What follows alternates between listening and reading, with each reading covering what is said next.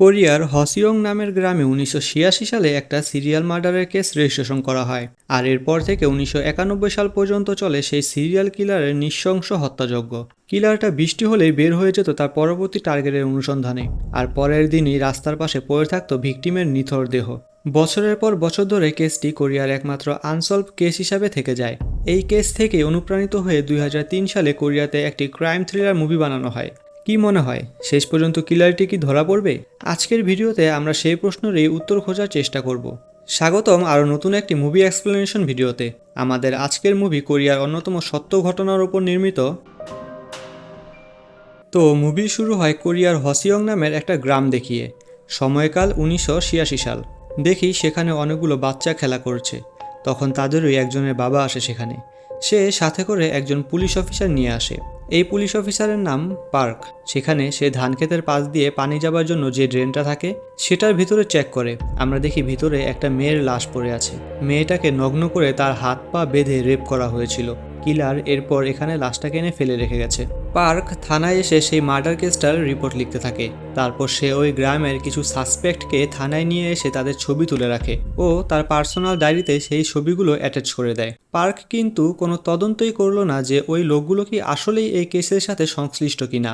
এরপর পার্ক তাদেরকে প্রধান আসামি রেখে তার তদন্ত শুরু করে দেয়। এর কয়েক মাস পরেই গ্রামে হেংসুক নামের আরেকটা মেয়ে খুন হয়। রেপ করার পর লাশটাকে কিলার এখানে ফেলে রেখে গেছে। পার্ক আসে সেখানে। আমরা দেখি ক্রাইম সিনের কোনো এভিডেন্সে প্রোটেক্ট করা নেই। বাচ্চারা এভিডেন্স নিয়ে খেলা করছে। পার্ক এসে যদিও একটা পায়ের ছাপ পায়, পুলিশকে বলে ছাপটা যাতে নষ্ট না হয় সেদিকে খেয়াল রাখতে। আমরা দেখি সেই মেয়েটিকেও একইভাবে হাত পা বেঁধে রেপ করার পর খুন করা হয়েছে।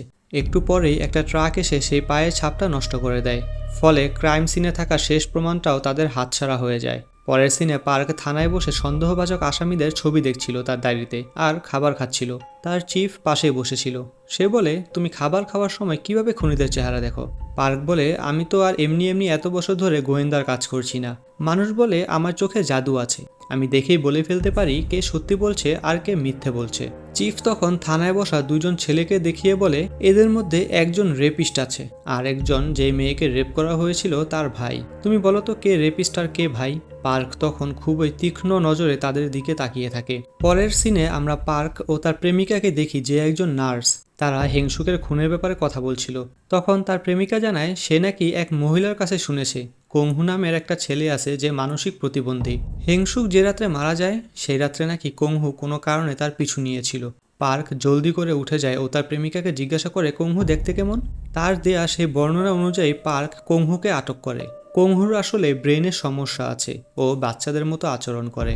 পার্ক তাকে হিংসুকের খুনের ব্যাপারে বারবার জিজ্ঞাসাবাদ করতে থাকে, কিন্তু কোংহু বারবারই খুনের দায় অস্বীকার করতে থাকে। তখন পার্কের এক সহকারী এসে কোংহুকে মারতে থাকে। পার্ক কোংহুকে বলে, তুমি আমার দিকে তাকিয়ে সত্যি করে বলো তো, তুমি কি খুনটা করেছো কিনা? কিন্তু কোংহু বলে সে খুন করেনি। পরের সিনে দেখি একটা মেয়ে গ্রামের রাস্তা দিয়ে একা হাঁটছিল। পিছনে একটা ছেলে তার পিছু নিচ্ছে। ছেলেটা তাকে ডাক দিলে মেয়েটা পালাতে চায়, কিন্তু হোঁচট খেয়ে রাস্তার পাশে পড়ে যায়। ছেলেটা এগিয়ে এসে মহিলাটিকে সাহায্য করার চেষ্টা করে, তবে সেই সময় পার্ক যাচ্ছিল সেখান দিয়ে। সে ভাবে লোকটি মহিলার সাথে কোনো খারাপ কাজ করতে চলেছে। পার্ক এখানে লোকটাকে খুব মারে ও অ্যারেস্ট করে থানায় নিয়ে আসে। কিন্তু তারপরে সে জানতে পারে সে যাকে অ্যারেস্ট করেছে সে হচ্ছে একজন পুলিশ অফিসার, আর তার নাম হচ্ছে সিউ। পার্ক এবার কিছুটা লজ্জা পায়। সেখানে সিউ সবাইকে জানায় সিরিয়াল কিলিংয়ের এই কেসটা তদন্ত করতে তাকে পাঠানো হয়েছে। সে পার্কের সাথে মিলে কাজ করবে। থানার চিফ তখন তিনজনকে নিয়ে একটা টিম গঠন করে দেয়। তাদের টিমে রয়েছে পার্ক, সিউ এবং ইনহু নামের আরেকজন অফিসার। পরের সিনে দেখি ইনহু ও পার্ক কোংহুকে সাথে নিয়ে খাবার খাচ্ছে। সেখানে একজন কিছু ছবি দিয়ে যায়। আমরা দেখি সে ছবিতে একটা জুতোর ছাপ আছে। পার্ক তখন একটা জুতো বের করে কোংহুকে জিজ্ঞাসা করে এটা তার জুতো, যেটা তার বাসা থেকে পাওয়া গিয়েছে, এবং এই জুতোর ছাপ ক্রাইম সিনে পাওয়া গিয়েছে। আসলে পার্কই এই জুতোটার ছাপ এক জায়গায় বসিয়ে তারপর ছবি তুলেছিল কোংহুকে আসামি বানানোর জন্য। তারপর সে কোংহুকে জিজ্ঞাসা করতে শুরু করে, তোমার পায়ের ছাপ ক্রাইম সিনে পাওয়া গিয়েছে, জলদি করে বলো তুমি কিভাবে খুনগুলো করেছো। তবে কোংহু কোনোভাবেই তার মুখ খোলে না। তাই তদন্ত টিম তাকে নির্জন একটা জঙ্গলে নিয়ে আসে। কোংহুকে ওরা দেখায় এবং বলে যদি সে দোষ স্বীকার না করে তাহলে তাকে এখানে মেরে ফেলা হবে। পার্ক তাকে উস্কাতে থাকে যে এইসব মেয়েরা হয়তো কুংহুকে তার চেহারা নিয়ে মজা করত, এজন্য সে তাদেরকে মেরে ফেলেছে। এসব কথা শুনে কুংহু প্রচণ্ড ভয় পায়। সে বলে, আচ্ছা ঠিক আছে, আমি খুন করেছি। আসলে যেহেতু কুংহু মানসিকভাবে প্রতিবন্ধী ছিল, তাই পার্কের কথাগুলো শুনে নিজেকেই সে খুনি হিসেবে ভাবতে শুরু করেছিল। সে মেয়েগুলোকে কিভাবে খুন করেছিল তার একটা বর্ণনা দিতে থাকে, তবে এটা ছিল স্বাভাবিকভাবেই তার বানানো একটা গল্প। এদিকে পার্কের এসব তদন্ত দেখে সিউ সহ্য করতে পারছিল না, তাই সে রাগ করে সেখান থেকে ফিরে আসে। সিউ সারা রাত ধরে কেস ফাইলগুলো স্টাডি করতে শুরু করে। পরের দিন সকালবেলা দেখা যায় পুলিশ চিফ এবং পার্ক সাংবাদিকদের ডেকে কেসটা সলভ করার বিষয়ে একটা ব্রিফিংয়ের আয়োজন করেছে। কিন্তু সিউ বুঝতে পারছিল না আসল ঘটনাটা কি। তাই সে একসময় কুংহুর হাতগুলো ভালোভাবে দেখতে শুরু করে। সে একটা বিষয় খেয়াল করে, লাশগুলোকে শক্ত করে রশি দিয়ে বাঁধা হয়েছিল, কিন্তু কুংহুর হাতের যে অবস্থা তার পক্ষে কোনোভাবেই অত শক্তভাবে ভিকটিমের হাত পা বাঁধা সম্ভব নয়। এরপর দেখা যায় পুরো ক্রাইম সিনের আশেপাশে মিডিয়ার লোকজন ভিড় করেছে। একটু পরেই তাদেরকে দেখানো হবে কিভাবে খুনগুলো করা হয়েছে। কিন্তু সিউ এসে পুলিশ চিফকে জানায় তারা যাকে ধরে এনেছে সে খুনি নয়, খুনি আসলে অন্য কেউ। পুলিশ চিফ বলে, এখন আমরা কিছুই করতে পারবো না, মিডিয়ার লোকজন চলে এসেছে, তাই এখানে যা হচ্ছে এটাকে হতে দাও, নইলে আমাদের মান সম্মান কিছুই থাকবে না। কিন্তু এর একটু পরে ক্রাইম সিনে কুংহুর বাবা চলে আসেন। তিনি তীব্রভাবে তার ছেলেকে আটক করার জন্য বিরোধিতা শুরু করেন। এদিকে কুংহু নিজেও এবার কান্নাকাটি করে বলতে শুরু করে সে কাউকে খুন করেনি। পুলিশ অফিসার ইয়নহু এবং পার্ক মিলে তাকে নির্যাতন করেছে এবং তার কাছ থেকে জোর করে মিথ্যা জবানবন্দি নিয়েছে। পুলিশ কুংহুকে ছেড়ে দিতে বাধ্য হয়। এই ঘটনার পর নিউজ পেপারগুলো পুলিশ ডিপার্টমেন্ট সম্পর্কে নানা রকম বিরূপ লেখা ছাপতে শুরু করে দেয়। ফলে একজন উচ্চপদস্থ অফিসারকে পাঠানো হয় ঘটনাটা খতিয়ে দেখার জন্য এবং খুনের ঘটনাগুলোকে সঠিকভাবে তদন্ত করার জন্য। অফিসার নিয়োজিত হয়ে মুভির একদম শুরুতে দেখানো সেই ধানক্ষেতের পাশের ক্রাইম সিনটায় যায় তদন্ত করতে। সেখানে গিয়ে সে পার্কদের কাছে জানতে চান ভিকটিমদের মধ্যে কমন কি ছিল। সিইও উত্তরে জানায় ভিকটিমরা সবাই দেখতে ভীষণ সুন্দরী ছিল এবং মৃত্যুর দিন তারা লাল রঙের পোশাক পরে বের হয়েছিল। অফিসার এবার জিজ্ঞাসা করেন দুই ভিকটিম কি লাল ড্রেস পরে বের হয়েছিল। এর উত্তরে সিইও বলে ভিকটিম আসলে দুজন নয়, তিনজন। তারপর সে তার নিজস্ব অনুসন্ধানের একটা রিপোর্ট বের করে দেখায় প্রায় 2 মাস আগে 27 বছর বয়সী টোকোয়ং নামের এক মহিলাও নিখোঁজ হয়েছিল, যার পরনে ছিল লাল রঙের একটা ড্রেস। সেই রাতে অনেক বৃষ্টি পড়ছিল, আর আশ্চর্যের বিষয় হলো বাকি দুজন ভিকটিমদের কিডন্যাপ করার সময় প্রচুর বৃষ্টি হচ্ছিল। সিউ সেই অফিসারকে বলে, আপনি আমাকে 2টা সার্চ টিম গঠন করে দিন, আমি 2 দিনের মধ্যে মিসিং বডিটা খুঁজে বের করে দিব। সিউর নেতৃত্বে সেই সার্চ টিমটি 2 দিনের আগেই সেই 27 বছর বয়সী মহিলার মৃত লাশ উদ্ধার করতে সক্ষম হয়। দেখা যায় একেও সেম একই প্যাটার্ন ফলো করে মারা হয়েছে। এখান থেকে পুলিশ ডিপার্টমেন্ট নিশ্চিত হয় যে কিলার বৃষ্টির রাতে বের হওয়া লাল পোশাকের মেয়েদেরকে টার্গেট করছে। পরের রাত্রে আবার বৃষ্টি নামে। আমরা দেখি একটা মেয়ে লাল ড্রেস পরে একটা জঙ্গলের পথ ধরে হাঁটছে। আসলে মেয়েটা পুলিশের হয়ে কাজ করছিল সেই কিলারকে ধরার জন্য। সেই মেয়েটা জনমানবহীন রাস্তায় একা অনেকক্ষণ ঘোরাঘুরি করলেও সেই দিন রাত্রে কোনো কিলার তার কাছে আসে না। এরপর দেখা যায় সিউ সেই নির্জন রাস্তার পাশে অবস্থিত একটা চেকপোস্টে দাঁড়িয়ে আছে এবং সেই মেয়েটার সাথে খুন নিয়ে ডিসকাস করছে। এ সময় সেখানে দুজন মেয়ে স্টুডেন্ট বৃষ্টির মধ্যে ভিজে বাসায় যাচ্ছিল, যার জন্য অফিসার মেয়েটা তাদেরকে ডাক দেয় ও বৃষ্টি না থামা পর্যন্ত চেকপোস্টের ভিতরেই অপেক্ষা করতে বলে। কথায় কথায় স্টুডেন্ট মেয়ে দুটি সিউদের পরিচয় জানতে পারে যে তারা আসলে পুলিশ। তখন মেয়ে স্টুডেন্ট দুটির মধ্যে একজন, যার নাম নামজো, সে সিউকে বলে এই এলাকায় ঘটে যাওয়া মার্ডারগুলোর আসামি তাদের স্কুলের পিছনে একটা বাসায় থাকে, সারাদিন নাকি ঘরের ভেতরেই থাকে ও রাত্রে বের হয় সে মেয়েদেরকে খুন করতে। যদিও তারা দুজন শিওর নয়, তবে এ ধরনের কথাই নাকি সবার মুখে মুখে শোনা যাচ্ছে। কিন্তু সিউ তাদের এসব কথায় পাত্তা দেয় না। তো এরপর আমরা আরেকজন মহিলাকে দেখতে পাই। তার স্বামী সেদিন অনেক রাত হলেও বাড়ি ফেরেনি, তাই মহিলাটি একটা লাইট নিয়ে বৃষ্টির মধ্যে বেরিয়ে যায় তার স্বামীর খোঁজে। কিন্তু কিছু দূর যাওয়ার পর অদ্ভুত এক ধরনের শব্দ শুনতে পায় মহিলা। মনে হচ্ছিল কেউ পিছন থেকে শীষ বাজাচ্ছে। মহিলাটা ভয়ে সেখান থেকে দৌড় দেয়, কিন্তু শেষ রক্ষা আর হয় না। কিলার কৌশলে তাকে কিডন্যাপ করে নিয়ে যায়। পরের দিন থানায় কল আসে। সিউ যায় ক্রাইম সিনে ও সবাইকে বলতে থাকে কেউ যেন কোনো এভিডেন্স নষ্ট না করে। আমরা দেখি আগের রাত্রে মহিলাটির লাশ পড়ে আছে, সেই চিরচেনা মার্ডার প্যাটার্ন। গত রাতের বৃষ্টির কারণে ক্রাইম স্পটে যতগুলো ফুটপ্রিন্ট ছিল তার সবগুলোই নষ্ট হয়ে যায়। পুলিশের হাতে আরও একটা নিথর ডেড বডি ছাড়া মূলত কিছুই এভিডেন্সের হিসেবে ছিল না। পার্ক থানায় এসে সেই অফিসারকে বলে রেপের ঘটনায় অন্তত রেপিস্টের নাভির নিচের একটা চুল তো ক্রাইম সিনে পাওয়াই যায়, কিন্তু এই ঘটনায় তাও পাওয়া যাচ্ছে না। আমার তো মনে হয় কিলারের নাভির নিচে কোনো চুলই নেই। অফিসার বলে তার মানে তুমি বলতে চাচ্ছ আমরা কোনো চুল পাচ্ছি না, কেননা রেপিস্টের কোনো চুলই নেই? মানে এই সিনটা আপনাকে মুভির এরকম একটা সিরিয়াস মুডে এসেও হাসিয়ে ছাড়বে। তো পুলিশ যখন বিষয়টি নিয়ে এবার একেবারেই হতাশ, তখন পুলিশ ডিপার্টমেন্টে কিউগি নামে আরও এক অফিসার সবাইকে বলে তার কাছে নতুন একটা তথ্য এসেছে যেটা তাদের এই কেস সলভ করতে হয়তো সাহায্য করতে পারে। কিউগি জানায় যেসব রাতে কিলার ভিকটিমদের কিডন্যাপ করেছিল ঠিক সেই রাতগুলোতেই কেউ একজন রেডিও সেন্টারে একটা করে চিঠি পাঠিয়েছিল। সেই চিঠিতে বলা হয়েছিল বৃষ্টির সময় বিশেষ করে একটা স্যাড মিউজিক যেন বারবার প্লে করা হয়। তবে এই ক্লুর সাথে পার্ক একমত হতে পারে না, কিন্তু সিও এটাকে খুবই গুরুত্বপূর্ণ একটা ক্লু মনে করে। সে ভাবতে শুরু করে যে এই দুঃখের মিউজিক বাজাতে বলেছে নিশ্চয়ই তার সাথে খুনের কোনো যোগাযোগ রয়েছে। তাই সিও এবার সোজা সেই রেডিও স্টেশনে চলে যায় এবং আর কোনো চিঠি পাঠানো হয়েছে কিনা সেটা জানার চেষ্টা করে। সেখানে একজন তাকে বলে অনেকগুলো চিঠি ইতিমধ্যেই ডাস্টবিনে ফেলে দেওয়া হয়েছে, হয়তো সেখানে কিছু থাকতে পারে, আপনি গিয়ে সেখানে খুঁজে দেখতে পারেন। কথাটা শুনে সিউ এবার সেই ডাস্টবিনে খোঁজাখুঁজি শুরু করে দেয়, কিন্তু তেমন কিছুই পায় না। একজন এসে বলে ডাস্টবিনে থাকা ময়লা আগেই পরিষ্কার করে ফেলে দেওয়া হয়েছে। পরের সিনে দেখি পার্ক তার প্রেমিকার সাথে দেখা করতে এসেছে। এখানে তার প্রেমিকা তাকে কোনো জ্যোতিষীর সাথে দেখা করতে বলে তাকে জিজ্ঞাসা করতে যে খুনিটা কে ও কোথায় থাকে। এত সহজে যদি খুনি ধরা যেত তাহলে তো দেশে কোনো পুলিশই থাকতো না। তো পার্ক একটা জ্যোতিষীর সাথে দেখা করে, কিন্তু সে ক্লিয়ারলি কিছুই বলে না। তো রাত্রে পার্ক ও ইয়নহুকে দেখি আমরা একটা জঙ্গলে। পার্ক সেই তান্ত্রিকের কাছ থেকে একটা কাগজ এনেছিল ও তান্ত্রিকের দেয়া কিছু নিয়ম পালন করছিল। তখনই তারা কারো আসার শব্দ শুনতে পায়। দুজনে পাশের একটা ঝোপে লুকিয়ে যায়, এটা ভেবে হয়তো কিলারটা এসেছে ক্রাইম সিনে কিছু লুকাতে, যেহেতু এই জায়গাটার আশেপাশেই লাশগুলো পাওয়া যায়। আমরা দেখি ওইটা আসলে সিউ ছিল। সে এসে একটা সিগারেট ধরায়।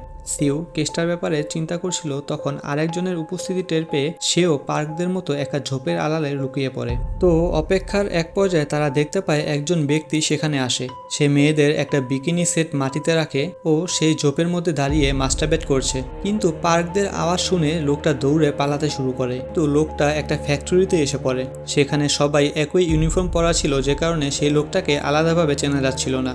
কিন্তু পার্ক সেই লোকটাকে খুঁজে বের করে তার লাল আন্ডারওয়্যার দিয়ে। এই প্রথম সিও পার্কের কাজে ইমপ্রেস হয়। তারা লোকটাকে ধরে নিয়ে যায়, কিন্তু লোকটা জানায় সে এই খুনের সাথে জড়িত না। পার্ক তখন তাকে এভাবে জঙ্গলে এসে এরকম খারাপ কাজ করার কারণ জানতে চাইলে লোকটি জানায় আসলে তার স্ত্রী অসুস্থ, তাই সে তার স্ত্রীর সাথে শারীরিক কাজ করতে পারে না। তাছাড়া ঘরে ছোট বাচ্চা আছে, এজন্য সে জঙ্গলে এসেছিল। পার্ক এবার সেই লোকটাকে টার্গেট করে। সে একইভাবে এই লোকটার কাছ থেকে মিথ্যা জবানবন্দি নিয়ে নেয়, যেমনটা এর আগে কংহুর কাছ থেকে নিয়েছিল। সিউ এবার সেই বৃষ্টির রাতে দেখা মেয়ে দুজনের কথা মতো তাদের স্কুলে গিয়ে হাজির হয়। সেখানে গিয়ে সে নামজো নামের সেই মেয়েটার সাথে দেখা করে। দেখি নামজো একটা ওয়ান টাইম নেয় তার কোমরে লাগানোর জন্য, কারণ একটা পাথরের সাথে হোঁচট খেয়ে পড়ে গিয়ে তার কোমরে নাকি কেটে গিয়েছে। সিউ তখন ব্যান্ডেজটা লাগিয়ে দিতে চাইলে নামজো কিছুটা লজ্জা পায়। সিউ বলে লজ্জা পেও না, তুমি এখনো একটা ছোট বাচ্চা। স্কুল টিচারের কাছ থেকে সে জানতে পারে স্কুলের পেছনে একটা বাড়ি থেকে এক মহিলার কান্নার আওয়াজ মাঝে মাঝেই পাওয়া যায়। মূলত এই কারণে গুজবটা স্কুল থেকেই ছড়িয়েছে। এই তথ্যটা পেয়ে সিউ এবার পাহাড়ে থাকা সেই বাড়িটায় চলে আসে। সিউ দেখে একটা মহিলা সেখানে বসে আছে। মহিলাটি সিউকে দেখে প্রচন্ড পরিমাণে ভয় পেয়ে যায় এবং ঘরের মধ্যে গিয়ে লুকিয়ে পড়ে। কিন্তু সিউ তাকে বলে আমি একজন পুলিশ অফিসার, আপনাকে সাধারণ কিছু প্রশ্ন করব। তার কথায় মহিলাটি উত্তর দেয় আপনি যেই হন না কেন এখান থেকে চলে যান। সে যদি আপনাকে আর আমাকে একসাথে দেখে ফেলে তাহলে আমাকে মেরে ফেলবে। সিউ এরপর বাইরে তাকিয়ে দেখতে পায় একটা রশিতে সে মহিলার জামা কাপড় শুকানো হচ্ছে। সবগুলো জামা সাদা হলেও সেখানে সে একটা ছেঁড়া লাল রঙের কাপড় দেখতে পায়। এটা দেখে সিউর বুঝতে বাকি থাকে না এই মহিলা হচ্ছে সেই কিলারের একজন ভিকটিম, আর এই কারণে সে তাকে ভয় পাচ্ছিল। তাই সিউ এবার ডিপার্টমেন্ট থেকে কিউগিকে ডেকে নিয়ে আসে। তার ওখানে সে এসে ওই মহিলাকে প্রশ্ন করতে শুরু করে, আর যা ভাবা হয়েছিল সেটাই হয়। এই মহিলা সত্যিই একজন ভিকটিম। এক রাতে তাকে রেপ করা হয়েছিল। কিউগি জিজ্ঞাসা করে সে রেপিস্টের চেহারা দেখেছিল কিনা, কিন্তু মহিলা জানায় সে কিলারের মুখটা সেদিন ইচ্ছে করেই দেখেনি, কারণ সে জানতো রেপ করার সময় কিলারকে যারা এর আগে দেখে ফেলেছিল তাদেরকে সে খুন করেছে। তবে এ সময় সে একটা গুরুত্বপূর্ণ তথ্য দেয়। সে জানায় রেপিস্টের হাত ভীষণ নরম ছিল, মনে হচ্ছিল মেয়েদের হাতের মতো। এটা শুনে সিউ দ্রুত এবার ইনভেস্টিগেশন রুমে ফিরে আসে আর সেই ওয়ার্কারের হাত চেক করতে শুরু করে, যাকে টর্চার করে পার্ক সত্য বলানোর চেষ্টা করছিল। সিউ দেখতে পায় এই ওয়ার্কারের হাত ভীষণ শক্ত, তাই সে ধারণা করে এই লোকটা কিলার নয়। কিন্তু পার্ক সিউর কথা মানতে চায় না, কারণ সে যাকে সন্দেহ করছে সেও তাকে বাঁচিয়ে নিয়ে চলে যাচ্ছে। এই নিয়ে দুজনের মধ্যে এবার শুরু হয় কথা কাটাকাটি, আর এক পর্যায়ে সেটা মারামারি পর্যন্ত গিয়ে গড়ায়। এই অবস্থার মধ্যে রেডিওতে হঠাৎ করে সেই গানটা বেজে ওঠে, যে গানটা খুব সম্ভবত কিলার সবসময় বাজাতে বলতো। গানটা শুনে লড়াই থামিয়ে দেয় সিউ এবং পার্ক। সিও একসময় বাইরে তাকিয়ে দেখতে পায় বৃষ্টি হচ্ছে, আর ওরা বুঝতে পারে আজকেও হয়তো খুনি কোনো খুন করতে চলেছে। এটা বোঝার সাথে সাথেই সবাই তাড়াহুড়ো শুরু করে দেয়। পুলিশদের মধ্যে প্রচণ্ড একটা চেষ্টা চলছিল যাতে সেই রাতে কোনো অঘটন না ঘটে। পুলিশ পুরো গ্রামে ইমার্জেন্সি অবস্থা জারি করে, কিন্তু তবুও কিলারকে থামানো সম্ভব হয় না। পরের দিন সকালে আরেকটা মেয়ের লাশ পাওয়া যায়। প্রাথমিক ফরেনসিক থেকে জানা যায় মেয়েটির মৃত্যু হয়েছিল গত রাত 7:30 থেকে 8টার মধ্যে, অর্থাৎ যে সময় পার্ক এবং সিও মারপিটে ব্যস্ত ছিল। ফরেনসিক ডাক্তার মেয়েটির গোপনাঙ্গ থেকে 9 টুকরো মাংসপিণ্ডের স্যাম্পল কালেক্ট করে, আর এ থেকেই বোঝা যায় সেই রেপিস্ট কিলার কতটা নৃশংসভাবে মেয়েদেরকে রেপ করত। এই ঘটনায় সবাই একদম ভেঙে পড়ে, তবে পার্ক সব থেকে বেশি কষ্ট পায়, কারণ সে এতদিন কোনো তদন্ত না করেই সাসপেক্ট লিস্ট তৈরি করতে শুরু করে দিয়েছিল। আর এই সময় নষ্টের কারণে কিলার একের পর এক মার্ডার করে চলছিল। আর এই বিষয়টা ভেবে পার্ক এবার পুরো সিরিয়াস হয়ে যায়। অন্যদিকে কেউ কি জানায় রেডিও স্টেশনে যে ব্যক্তি গান প্লে করার জন্য বলতো তার ঠিকানা সে জোগাড় করতে পেরেছে। ঠিকানাটা নিয়ে পার্ক এবং সিও দ্রুত সেই ঠিকানায় পৌঁছায় এবং সেখানে গিয়ে জানতে পারে এখানে ইয়ং নামের একজন থাকে, সে সেই ফ্যাক্টরিতে কাজ করে। পার্করা ফ্যাক্টরিতে গিয়ে ইয়ং নামে একজনকে আটক করে। সিও ইয়ং এর হাত চেক করে দেখতে পায় তার হাতটা ভীষণ নরম, ঠিক যেমনটা সেই ভিকটিম মহিলা তাদেরকে বলেছিল। সিও এবার তাকে প্রশ্ন করে, তুমি কবে থেকে এই ফ্যাক্টরিতে কাজ করছো? ইয়ং বলে, সেপ্টেম্বর থেকে। আর অবাক করার বিষয় হলো এই মাস থেকেই সব খুনগুলো হতে শুরু করেছিল। এরপর ইয়ং স্বীকার করে সে রেডিও স্টেশনে ওই চিঠিগুলো পাঠিয়েছিল। সে বৃষ্টির সময় এই গানগুলো শুনতে ভীষণ পছন্দ করত, কিন্তু তার জানা ছিল না সেই একই রাতে একের পর এক খুন হয়ে চলছিল। ইয়ং এর কথার প্রেক্ষিতে সিও তাকে এবার প্রশ্ন করে, গত রাতে তুমি যদি বাড়িতে বসে রেডিও প্রোগ্রামটা শুনেই থাকো তাহলে আমাকে বলো শেষ গানটা কি ছিল? ইয়ং উত্তরে জানায়, আমার ঠিক মনে পড়ছে না। তার এই ধরনের কথায় এবার রেগে যায় পার্ক এবং তাকে মারতে শুরু করে।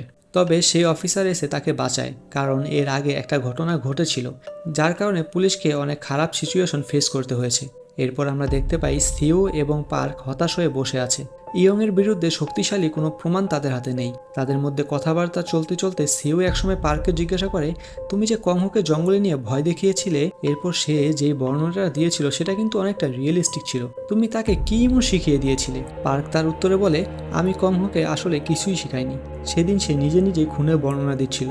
এরপর দেখা যায় সিউ এবং পার্ক কংহুর দেয়া সেই স্টেটমেন্টটা আবার শুনতে শুরু করেছে। কংহু যেভাবে বর্ণনা দিচ্ছিল তাতে মনে হচ্ছিল কিলার তার সামনে ওই মেয়েদের খুন করছে, আর সে পুরো খুনটা হতে দেখেছে, কারণ কংহু একজন তৃতীয় পক্ষের মতো ডিটেলসে সব ব্যাখ্যা করছিল। এই রেকর্ডিংটা এবার তাদের বিশাল একটা লিড এনে দেয়। তাই পার্ক আর সিউ দেরি না করে সোজা কংহুর বাড়িতে গিয়ে পৌঁছায়, কিন্তু কংহু তাদেরকে দেখে এবার পালাতে শুরু করে, কারণ এর আগে একবার পুলিশ তাকে ধরে নিয়ে অনেক মেরেছিল। তবে পার্ক তাকে গিয়ে ধরে ফেলে। জিজ্ঞাসাবাদে কংহু স্বীকার করে সে এক রাতে ওই কিলারকে লুকিয়ে খুন করতে দেখেছিল। পার্ক তখন ইয়ং এর ছবি বের করে দেখে জিজ্ঞাসা করে এই লোকটাই ছিল নাকি, কিন্তু কংহু কিছু বলার আগেই কংহুর বাবা লোকজন নিয়ে পার্কের উপরে হামলা করে বসে, আর এই সুযোগে কংহু পালিয়ে গিয়ে একটা রেল লাইনের উপরে গিয়ে দাঁড়ায়। আসলে কংহু যেহেতু মানসিকভাবে ভারসাম্যহীন, তাই সে এটা বুঝতোই না যে সে একটা ট্রেন লাইনে দাঁড়িয়ে আছে আর ট্রেনটা আসলে সে মারা যাবে। তখনই একটা ট্রেন এসে কংহুকে পিষিয়ে একদম চলে যায়। যদিও পার্ক তাকে বাঁচানোর চেষ্টা করেছিল, কিন্তু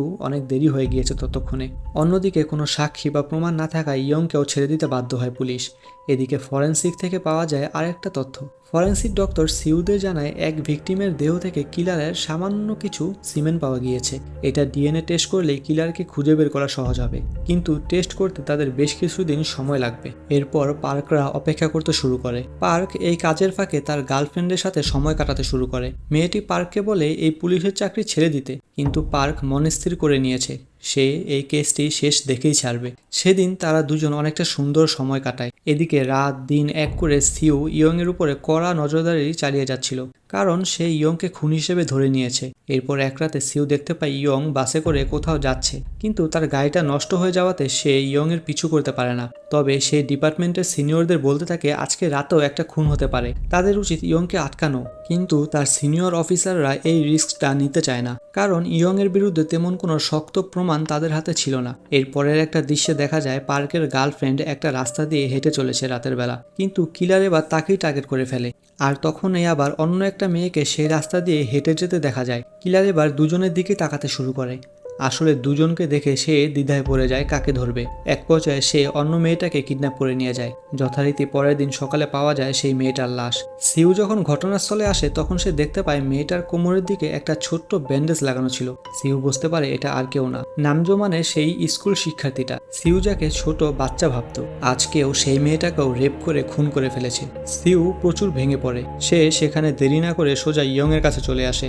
সিউ ইয়ংকে বলে, আমার আর কোনো প্রমাণের দরকার নেই, আজ আমি তোকে খুন করব। এদিকে ইয়ং নিজেও রাগান্বিত হয়ে বলতে থাকে, হ্যাঁ আমি খুন করেছি, কি করবি? এরপরে সিও তার বন্দুক বের করে ইয়ং এর দিকে তাক করে। ইয়ং পাশে পড়ে থাকা একটা পাথর নিয়ে সিউর হাতে আঘাত করে, ফলে সিউর বন্দুকটি নিচে পড়ে যায়। কিন্তু ঠিক তখনই সেখানে পার্ক চলে আসে। সে সিউকে থামিয়ে বলে ডিএনএ রিপোর্ট চলে এসেছে। সিউ সেই রিপোর্ট দেখে এবার রীতিমতো থমকে যায়, কারণ ইয়ং এর সাথে এই রিপোর্টটা ম্যাচ করেনি। কিন্তু সিউ নিশ্চিত ছিল ইয়ংই সবকিছুর পেছনে দায়ী, আর এই বিষয়টা সে পার্ককে বলেও। তাই পার্ক একবার শেষবারের মতো তার তীক্ষ্ণ দৃষ্টি দিয়ে ইয়ংকে অবজার্ভ করতে শুরু করে। কিন্তু আশ্চর্যের বিষয় হলো এই প্রথমবার পার্ক কারোর চোখ পড়তে পারছে না। সে নিজেই এবার হতবাক হয়ে দাঁড়িয়ে থাকে। এর মধ্যে ইয়ং সেখান থেকে চলে যায়। এই ঘটনার পর বেশ কিছু বছর পার হয়ে যায়। দৃশ্যপট পরিবর্তন হয়ে চলে আসে 2003 সালে। পার্ক এখন পুলিশের চাকরি থেকে অবসর নিয়ে একটা বিজনেস শুরু করেছে। কাজের সুবাদে সে একদিন সে ফসলের মাঠটা দিয়ে আসতে শুরু করে যেখানে সে প্রথমবার এক মহিলার লাশ পেয়েছিল। সে একসময় সেই স্পটে এসে দাঁড়ায় এবং টানেলের পাইপটার দিকে অবাক হয়ে তাকিয়ে থেকে তার স্মৃতিগুলো মনে করার চেষ্টা করতে থাকে। ঠিক তখনই সেখানে একটা বাচ্চা মেয়ে এসে হাজির হয়। সে পার্ককে বলে, তুমি এখানে কি করছো? পার্ক উত্তর দেয়, এমনি দেখছিলাম। এটা শুনে মেয়েটা বলে, খুবই অবাক করা একটা ব্যাপার, কিছুদিন আগে আরো একজন এখানে এসে উকিঝুঁকি দিচ্ছিল, আমি তাকে একই প্রশ্ন করেছিলাম, আর সেই লোকও বলেছিল আমি কয়েক বছর আগে এখানে একটা কাজ করেছিলাম, তাই সেটা একটু চেক করতে এসেছি। এই কথা শুনে পার্ক মেয়েটিকে জিজ্ঞাসা করে, সেই লোকটা দেখতে কেমন ছিল বলতে পারো? মেয়েটি উত্তর দেয়, লোকটা খুবই সাধারণ ছিল, আমাদের মতোই অতি সাধারণ। এই কথা শুনে পার্ক এবার সোজা ক্যামেরার দিকে তাকায়। আমাদের দিকে তাকানোর কারণ আসলে সেই লোকটাই হলো আসল কিলার, যে কিনা তার অতীতের করা পাপ কাজগুলো চেক করতে এসেছিল। আর পার্কের আমাদের দিকে মানে দর্শকের দিকে তাকানোর কারণ হচ্ছে কিলার আমাদের মতোই কেউ একজন হতে পারে। গল্পের লেখক এবং ডিরেক্টর বোঝাতে চেয়েছেন কিলার হয়তো দর্শকদের সাথে বসে এই মুহূর্তে এই মুভিটা দেখছে। কিলার যে কেউ হতে পারে, এমনকি আপনার পাশে বসে থাকা সাধারণ লোকটাও। আর এরকমই একটা অসমাপ্ত এন্ডিং এর মাধ্যমে শেষ করা হয় এই মাস্টারপিস গল্পের। আসলে মুভিটা তৈরি হয়েছিল সে সময় কোরিয়ার সত্য একটা ঘটনা থেকে, এবং মুভিটা যখন বানানো হচ্ছিল তখন অবধি আসল খুনি ধরা পড়েনি, যার জন্য এই সিরিয়াল কিলিং এর রহস্যটা রহস্যই থেকে যায়। যদিও 20 বছর ধরে নাকি একজনকে খুনি হিসেবে জেল খাটতে হয়েছিল, কিন্তু লাস্ট কিছু তথ্য অনুযায়ী 2018 সালের দিকে খুব সম্ভবত আসল খুনিটি ধরা পড়ে। তো বন্ধুরা, এই ছিল আমাদের আজকের মেমোরিজ অফ মার্ডার মুভির এক্সপ্লেনেশন। ভিডিওটি কেমন লাগলো কমেন্টে জানাতে ভুলবে না। এমনই সব সাসপেন্স থ্রিলার মুভির এক্সপ্লেনেশন দেখতে চ্যানেলটিকে সাবস্ক্রাইব করে রাখো। দেখা হচ্ছে পরবর্তী কোনো ভিডিওতে। সে পর্যন্ত সবাই ভালো থাকো, সুস্থ থাকো ও সিনেমার সাথেই থাকো।